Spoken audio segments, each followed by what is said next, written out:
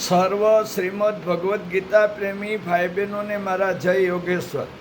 આજ તારીખ 1/5/26ના રોજ ગીતા સૂત્ર વિડીયો નંબર 48 છે.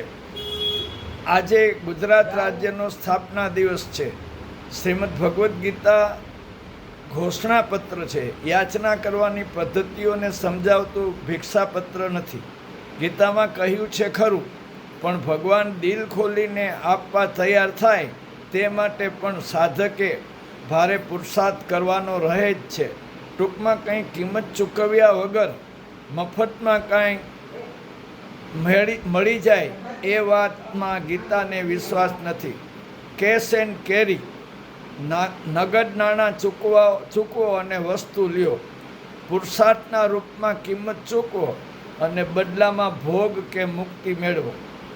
ભારતીય સંસ્કૃતિ પ્રમાણે જીવન જીવનારો માણસ સવારમાં ઉઠીને પોતાના હાથનું દર્શન કરતા એક શ્લોક બોલે છે, કરાગ્રે વસતે લક્ષ્મી, કરમૂલે સરસ્વતી, કરમધ્યે તુ ગોવિંદ, પ્રભાતે કર દર્શનમ. સવારના પૂરમાં હાથનું દર્શન કરી માણસે યાદ કરવાનું છે કે લક્ષ્મી, સરસ્વતી ને ગોવિંદ મેળવવાની શક્તિ મારા હાથમાં છે, મારા પુરુષાર્થમાં છે.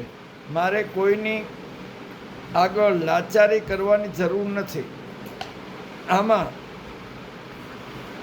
બીજાઓનું માર્ગદર્શન મળી શકે, પણ કોઈ મારા માટે તેને મેળવી ના આપી શકે. એને મેળવવા માટે મારે ખુદ જ મથવાનું છે. નાક તૈયાર ન હોય તો સુગંધ નહીં મળે, જીભ તૈયાર નહીં હોય તો સ્વાદ નહીં મળે, સ્વાદ માણી શકાશે નહીં. દાંતથી મહેનત કરીને ખોરાક ચાવવો પડશે. છેવટે અંદર ગયા પછી અંદરના અવયવોને મહેનત કરવી પડશે અને તો જ પોષણ મળશે. એક રમૂજી દ્રષ્ટાંત છે.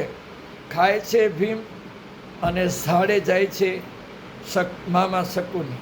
આમાં સાચું શું તે કાલે જોશું. જય યોગેશ્વર, જય જય ગુરવી ગુજરાત.